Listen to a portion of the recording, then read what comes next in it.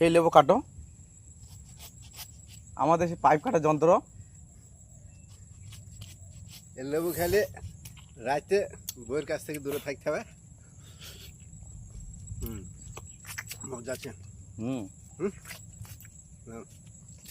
আবার পাচ্ছে heavy taste.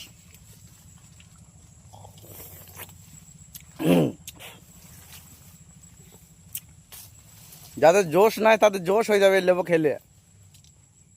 আমরা এসেছি কাশ্মীরে। বলো আমরা কাশ্মীরে এসেছি, কাশ্মীরে লেবু খেতে। কাশ্মীরে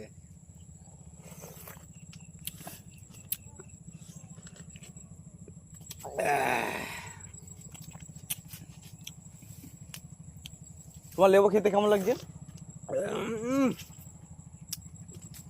দুর্দান্ত একবার টেস্ট।